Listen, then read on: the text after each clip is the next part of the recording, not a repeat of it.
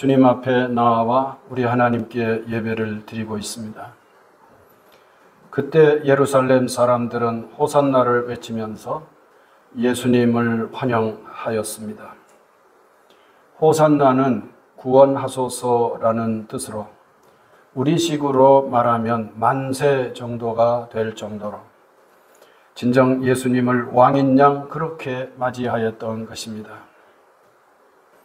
그렇지만 얼마 지나지 않아 그 환대는 오히려 십자가 사건의 비극성을 돋보이게 하는 고함으로 바뀌고 맙니다. 뭐라고 성경은 이를 증언합니까? 저를 십자가에 못 박으라. 저를 십자가에 못 박으라. 누가복음 23장 23절은 이렇게 증거합니다. 그들이 큰 소리로 재촉하여 십자가에 못 박기를 구하니 그들의 소리가 이긴지라.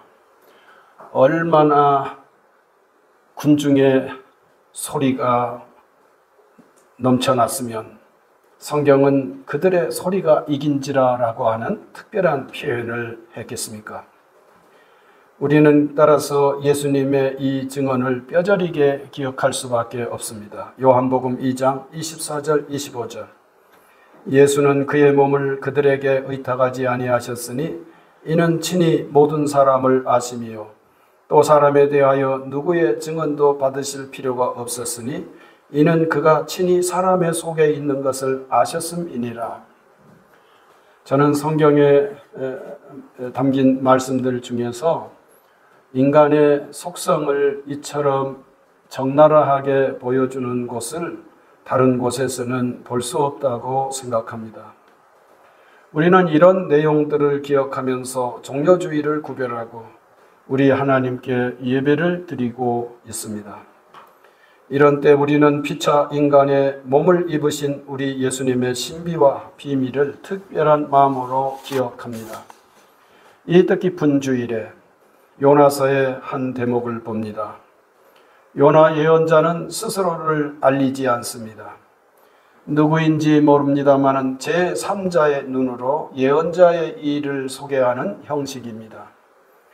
유례가 없는 특이한 경우입니다. 낯설기도 하지만 동시에 흥미롭기도 한 경우입니다. 예수님조차 요나를 들어 스스로를 증거하십니다. 마태복음 12장 39절 예수께서 대답하여 이르시되 악하고 음란한 세대가 표적을 구하나 요나의 표적밖에는 보일 표적이 없느니라. 40절 요나가 밤낮 사흘 동안 큰 물고기 뱃속에 있었던 것 같이 인자도 밤낮 사흘 동안 땅속에 있으리라고 증언하였습니다. 요나를 소개하고 있는 이 사람은 누구일까요? 우리는 이렇게 생각하다 보면 예언서는 우리로 하여금 자꾸 질문을 하도록 이끄는 것임을 깨닫게 됩니다. 니느웨가 저지른 악은 무엇일까요? 니느웨가 저지른 악이 하나님께 상달되었다고 말합니다. 그러면 하나님께서는 그 악을 심판하시겠다는 뜻인지요? 성경은 니느웨의 악이 하나님께 상달되었다고만 말하지 그것을 심판하신다는 구체적인 표현은 하고 있지 않습니다. 하나님께서는 왜 바다에게 바람을 부르도록 시키실까요? 실상 하나님께서 바람을 일으키셨다는 뜻인데 왜 하필 바다가 바람을 부르도록 시키는 것처럼 성경은 그렇게 나오는 것일까요? 우리 성경에는 이런 의미가 살아나지 않습니다만은 히브리 원문 성경을 보면 도망가는 요나가 탄 배를 향해서 큰 바람이 일어났다고 그러는데 그 큰 바람이 바다가 시키는 것처럼 되어 있어요. 바다가 바람을 불러서 큰 풍랑이 일어나고 하나님께서는 이렇게 일을 꾸미시는 것으로 나타나는 것입니다. 이 우연찮은 일을 일으키는 분이 있으시다는 것을 이렇게 함으로써 성경은 암시한다고 하겠습니다. 요나는 이렇게 큰 풍랑이 일고 사공들이 도대체 정신을 잃을 정도로 어려움을 겪고 있을 때 어찌하여 깊은 곳에서 또 깊은 잠을 자고 있을까요? 성경은 요나가 내려갔다, 배 밑창으로 내려갔다고 표현하는데 이 내려가다라고 하는 말은 성경에 의하면 죽음과 연결되는 경우가 많습니다. 예를 들면 시편 28편 1절 여호와여 내가 주께 부르짖으오니 나의 반석이여 내게 귀를 막지 마소서. 주께서 내게 잠잠하시면 내가 무덤에 내려가는 자와 같을까 하나이다 라고 말합니다. 무덤에 내려가다라는 말은 그가 죽는다는 것을 의미하죠. 이런 표현들이 성경 곳곳에 특별히 시편에 많이 나타나고 있습니다. 요나는 하나님의 면전을 벗어나려고 배를 탔지만 실상은 죽음을 선택한 셈이요. 이것은 다시 살아나는 길이 열릴 수 있음을 동시에 보여주기도 합니다. 왜냐하면 선원들은 도대체 무엇 때문에 이런 어려움이 생기는가? 즉 그들은 안전할 것이라고 생각을 하고 배를 띄운 것인데 왜 이때 이 엄청난 풍랑이 일어나는가? 도대체 어디로부터 오는 연유인가 해서 제비를 뽑게 되고 뜻밖에도 제비는 요나에게 연결이 되고 그래서 다시 저 밑창에까지 내려갔던 요나는 이야기 속에 등장하며 하나님의 면전에 다시 등장함으로써 앞서 예수님께서 다시 사시는 길을 미리 보여주는 성경의 인물이 되고 있습니다. 요나는 왜 자신을 바다에 던지라고 했을까? 이 말은 진심이었을까?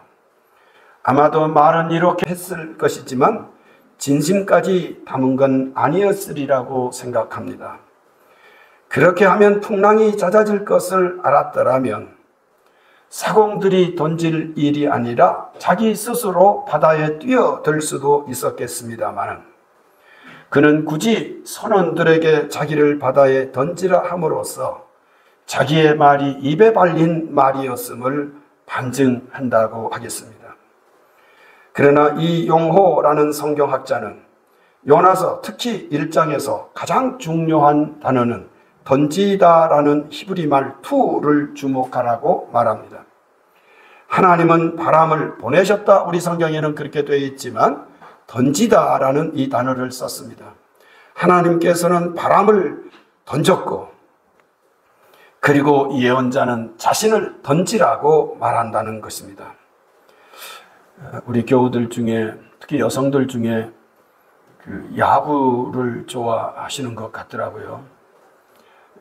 그분이 직접 이렇게 표현한 건 아니지만 하나님께서 바람을 던졌다. 그게 바람이 얼마나 거셌던지 이 배가 이 안전하게 갈 것이라고 생각했던 이 배가 거센 풍랑에 휩싸이지 않습니까? 이거를 하나님께서는 바람을 던지셨다. 그런데 앞서 말씀대로 한다면 하나님께서 직접 던지는 건 아니고요. 바다가 바람을 던진 것이 이 셈인데요. 이거는 야구식으로 말하면 정말 총알 같은 강속구 같은 바람이라고 할 수 있겠습니다. 그런데 지금 요나가 자기를 바다에 던지라 라고 했을 때 이 던지는 것은 아마 둔탁하고 치기 어려운 느린 공이 아닐까 싶어서 이 용호라는 학자의 그 설명을 따라 비유해 본다면 강속구와 느린 마구가 그야말로 대결을 벌이는 것 같은 아주 특이한 장면이 요나서 1장이라고 할 수 있습니다. 이스라엘 사람들은 우연이라는 말을 피한다고 합니다. 제가 어디서 얼핏 들은 말인데 정말 이스라엘 사람들을 만나면 물어보고 싶은 게 첫 마디예요. 이스라엘 사람들을 만나서 궁금한 게 있으면 물어보십시오. 이런 기회가 저한테 주어진다면 이스라엘 사람들을 향해 당신들은 우연이라는 말을 잘 쓰지 않습니까? 이렇게 묻고 싶을 정도입니다. 정말 그래서 그런지 구약 성경에는 우연이라는 말이 거의 나타나지 않습니다. 근데 아주 희귀하게 몇 군데 나타나는데 룻기 2장 3절이 대표적입니다. 룻이 가서 베는 자를 따라 밭에서 이삭을 줍는데 우연히 엘리멜렉의 친족 보아스에게 속한 밭에 이른지라, 이렇게 말합니다. 그리고 우연히 그 특별한 그 밭에 이르름으로써 이 룻기의 역사가 아주 신기하게 전개되는 것을 볼 수 있습니다. 이 외에도 몇 군데 등장하기는 하지만 우연이라는 말은 성경에 거의 나타나지 않는다는 것쯤은 우리가 기억해도 좋을 듯합니다. 사람들은 또 말하는 게 있습니다. 우연히 겹치면 무엇이 된다? 필연이 된다는, 그건 이스라엘 사람들이 하는 말이 아니고 우리가 하는 말이죠. 요나서는 우연히 우연을 낳는 식으로 이야기가 흘러갑니다. 요나 예언자를 소개하는 분은 요나서를 이렇게 꾸며가고 있습니다. 그렇게 해서 이 일을 만들어 가시는 분을 간접적으로 증거하는 셈입니다. 그리고 그분은 적절하게 이것을 증거합니다. 15절입니다. 요나를 들어 바다에 던지매 바다가 뛰노는 것이 곧 그친지라. 마치 바다가 생명인 것처럼, 생물인 것처럼 그렇게 험악하게 뛰어놀던 바다가 요나를 집어 던지니, 우연찮게 던지는 거예요. 요나의 입에서 우연찮게, 그들이 그런 말을 기대해 볼 수가 없었어요. 왜냐하면 그는 배 밑창에 들어가서 그 혼란 속에서도 잠들어 있었던 사람인데, 그 사람의 입에서 우연찮게 나온 말대로 세상에 그를 바다에 던졌더니 곧바로 그 얘기를 듣자마자 던지지도 않아요. 자기 책임인 것 같다, 이런 말을 들었을 때, 이 뜻밖의 말을 들었을 때 그들은 우연이라고 생각했던 것이 분명합니다. 왜냐하면 사공들은 곧바로 요나를 바다에 던지는 것이 아니라 노를 저어서, 즉 자기들의 온갖 기술을 발휘해서 이 풍랑에서 벗어나려고 지속적으로 힘을 쓰는 것을 성경은 보여주기 때문입니다. 이렇게 우연 같은 일들이 자꾸 이어진 끝에 세상에나 요나를 바다에 던지니 바다는 뛰노는 것이 금방 그치더라고 성경은 전합니다. 바다가 쓰임을 받고 사공들과 요나도 쓰임을 받되 우연인 것처럼 쓰임을 받아 하나님의 일을 위한 필연적 역할들을 감당하고 있다는 것, 이게 요나서를 통해서 듣게 되는 하나님의 말씀입니다. 이 일은 참으로 은근하게 절묘하게 이어지고 드러납니다. 요나는 짐짓 자신을 던지라고 말합니다.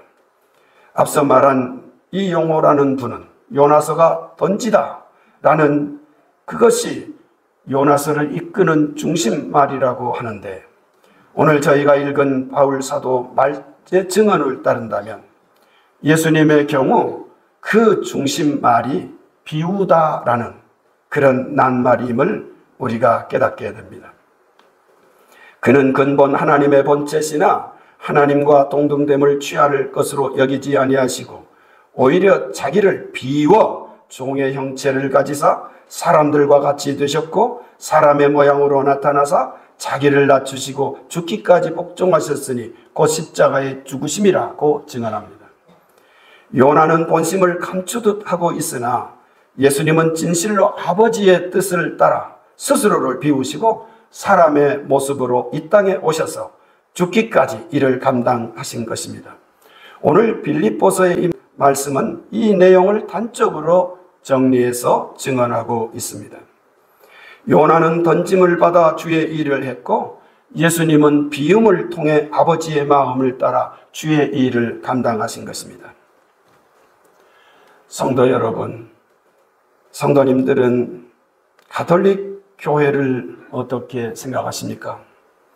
가톨릭은 제사장, 즉 사제 중심 종교라면 우리 개혁교회는 진실로 신도가 중심이라고 할 수 있습니다. 그래서 저는 가톨릭이 부러울 때가 종종 있습니다. 특히 힘이라는 관점에서는 특히 그러합니다. 우리가 사는 세상은 힘으로 무언가를 도모하려고 있는 힘을 다하고 있기 때문입니다. 정말이지 있는 힘을 다해 길을 쓰고 힘 있는 것으로만 세상은 나아가려 합니다. 세상에는 힘만 있는 게 아니고 옳고 그름도 있지 않겠습니까? 그런데 옳고 그름을 판단하는 일에는 오늘날 우리 사람들은 별로 관심이 없는 것 같습니다. 이걸 영어로는 political correctness라고 말들 하던데요. 약칭 PC라고 말합니다. 그런데 이 PC는 우선순위에서, 우리들의 우선순위에서 아주 멀어진 기준이 되고 있습니다. 그래서 이렇게 정리할 수가 있겠습니다. 이전 사람들은, 이전 사람들이라고 해서 다 그런 것은 아니겠습니다만은, 옳으니까 힘이 있는 게 아니라, 이전 사람들은 옳기 때문에 우리에게, 만약에 우리가 옳다면 우리에게 힘이 있는 것입니다. 아무개가 옳기 때문에 그 사람에게는 힘을 몰아주어도 됩니다. 이렇게 말했던 것 같은데, 요즘은 말을 그렇게 하지 않습니다. 힘이 있으니까 아무개가 옳고, 힘이 있으니까 어떤 이들이 옳다라고 말하는, 이것을 공공연하게 말하는 세상이 되고 있습니다. 이런 때 우리 예수님은 자신을 비우시는, 즉 힘을 내려놓는 방식으로 스스로를 계시하신다는 것입니다. 오늘 성경은 그것을 이렇게 증거합니다. 하나님께서는 이 예수님을 옳다 하시고, 그리고 어떻게 말씀하십니까? 이러므로 하나님이 그를 지극히 높여 모든 이름 위에 뛰어난 이름을 주사 하늘에 있는 자들과 땅에 있는 자들과 땅 아래에 있는 자들로 모든 무릎을 예수의 이름에 꿇게 하시고 모든 입으로 예수 그리스도를 주라 시인하여 하나님 아버지께 영광을 돌리게 하셨느니라. 할렐루야. 우리는 종려주일에 우리 예수님을 하나님께서 어떻게 살피셨는지 그 내용까지를 기억하면서 이 세상에서 우리 하나님의 마음을 품고 예수님을 따르는 성도로 살아가기를 소원합니다. 제가 앞서 가톨릭을 언급했습니다마는 온 성도 각자의 본분이 바로 제사장, 사제임을 인식하고 감당하는 신앙 체계가 우리 개혁교회임을 깨닫는 것, 종려주일에 우리가 지닐 소중한 신앙적 내용이라고 믿습니다. 제가 힘이라고 그랬는데요.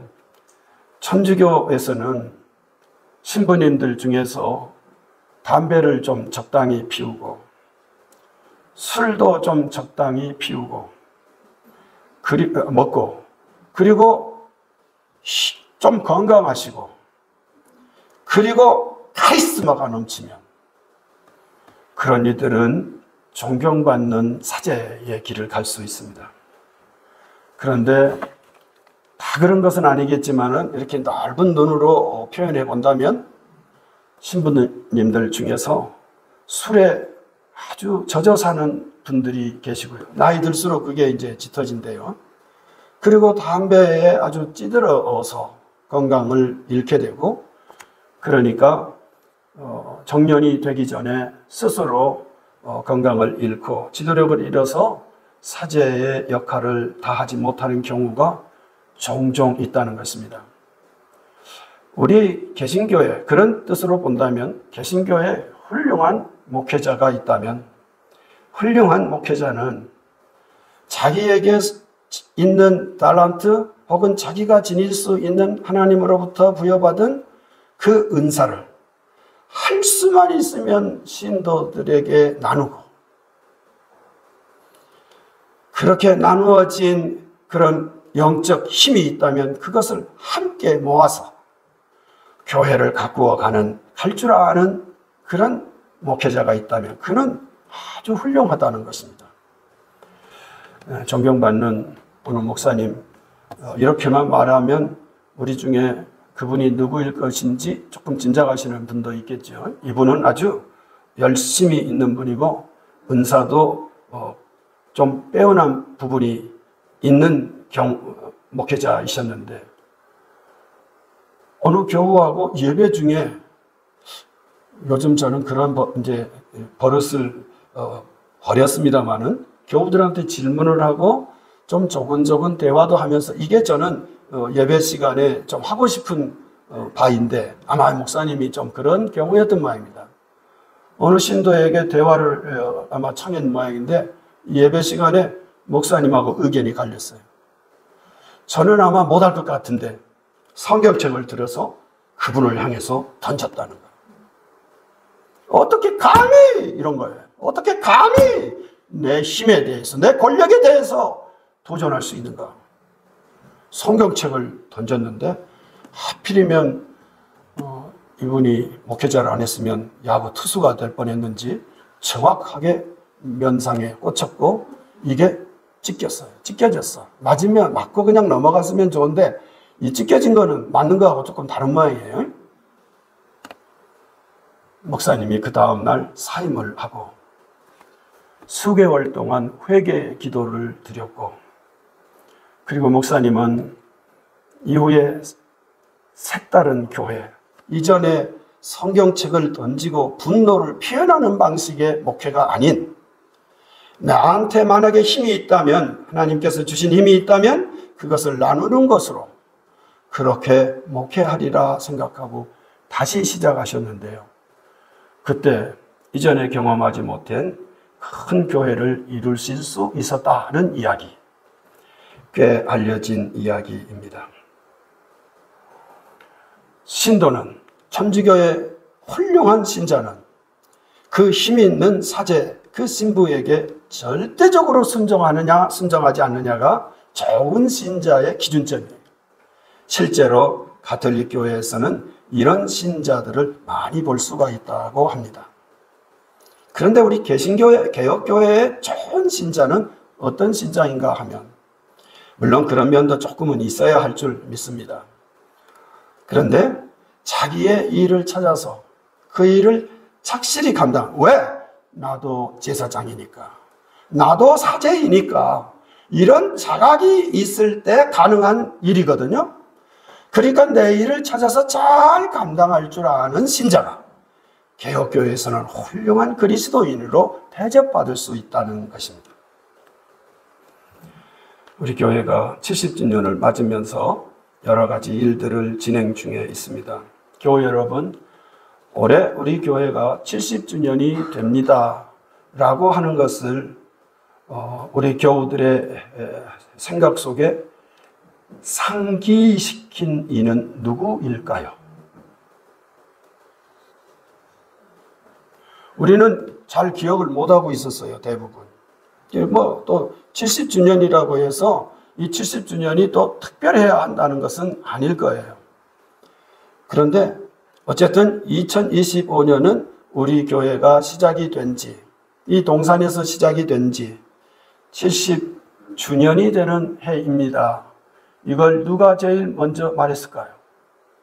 만약 올해 이런 기념하는 일들이 다 착실히 잘 됐다고 할 때 이것을 가장 먼저 말한 사람이 공이 제일 크지 않을까요? 그 사람은 누구일까요? 잘 기억을 못 하시는 것 같아서 말씀드립니다. 접니다, 저. 저는 그렇게 말하면서 이게 아주 중요한 뜻이 있습니다라는 의미를 감추듯 하면서 사실 말씀을 드렸는데 장로님들을 위시해서 우리 위원장이신 손장로님을 위시해서 우리 장로님들과 여러 위원들이 모임을 꾸렸고 그리고 서로 지혜를 모아서 사업을 설계하고 또 구상하면서 지금 감당하고 계십니다. 지난주에는 화보집도 출간했고 그리고 기념식을 준비하고 있습니다. 저도 화보집을 얼핏 보니까 이전에 우리 화보집도 있었습니다만은 인쇄도 아주 깨끗하게 되었고 또 생각을 쓸만한 분들이 있어서 또 작은 단상들, 그런 글들을 모은 좋은 그런 화보집이다, 그런 생각이 들었습니다. 혹시 우리 중에 이상호라는 분을 기억하시는 분이 있습니까? 우리 교회 이전에 다녔던 분이던데요. 그날 자신에게는 다른 일이 있어서 올 수 없지만 제 동생들은 온 식구와 함께 갈 것입니다. 동생들이 누군가요? 하니까 이도희, 이난희라고 알려주었습니다. 이렇게 한 분, 두 분 지금 소식을 전해오고 있고, 우리 지나간 시절을 우리와 함께 했던 교우들, 그리고 지금 교회에 식구로 참여하고 있는 우리들이 어우러지는 좋은 경우가 될 것이라고 확신하게 됩니다. 제가 말씀드리지는 아직 안 했지만 제가 생각했던 것은 더 근원적인 일 때문에 우리의 70년은 의미가 있으리라고 생각했었습니다만은 제 생각을 뛰어넘어 신도들이 서로 힘을 합쳐서 역사를 회고하고 또 새로운 역사를 만들어가는 모습은 제 입장에서는 정말 뜻밖이었고요, 대견스럽다는 생각이 이르렀습니다. 성도 여러분, 이것이 개혁교회인 줄 믿으시기 바랍니다. 개혁교회가 뭔가? 최근에 정말 이렇게 어느 영상을 보면서 교회를 감당하려고 하면 가톨릭 신부가 되는 것이 참 좋겠다. 신부님들이 얼마나 힘이 센지 모르겠어요. 그렇게 힘이 세니까 그 앞에 있는 신도들은 얼마나 순종적인지 모르겠어요. 그래서 순간이나마 다시 시작한다면 가톨릭 교회에서 신앙생활을 하거나 목회를, 그들은 사목이라고 그러죠, 사목을 했으면 좋았겠다, 이런 생각을 하는 순간 어느 목사님이 아주 큰 소리로 제 귓전을 두드리고 있었습니다. 또 하나의 교회가 이 땅에 존재해야 한다면, 그래서 그것이 개혁교회라면, 개혁교회는 힘을 자랑하는 공간이 아니라 어떤 형태의 힘이든지 은사든지 그것을 나눌 줄 아는, 그것을 그래서 모을 줄 아는 그런 공동체, 이것이 우리 개혁교회입니다 라고 말하고 있었습니다. 그 말을 듣는 순간 저는 눈이 번쩍 뜨이는 경험을 할 수 있었고, 그리고 우리 교회가 거기에 근접해 가고 있다는 생각을 하였습니다. 오늘 오후 시간도 그런 뜻으로 제작되고 있는 영상물을 확인하면서 우리 하나님을 찬미하려고 합니다. 우리 하나님께서는 우연을 필연으로 이어가 하나님의 경륜 구원 계획을 실현시키시는 분임을 확신하시면서 한 주간, 고난주간을 알차게 사시기를 기원합니다. 요나는 예수님을 앞서서 오시는 분이 어떠한지를 예비하였고, 예수님은 요나의 빈틈을 뜻깊게 채우시며 하나님의 빈틈없이 신 구원 역사를 감당하셨습니다. 요나는 던져졌고 예수님은 비우셔서 주님의 일을 이루셨습니다. 요나의 표적을 앞세워 우리 예수님은 십자가에 이르신 것입니다. 그것은 고난의 길이었습니다마는 곧 승리의 길이었음을 우리 교동교회 식구들은 확실히 믿습니다.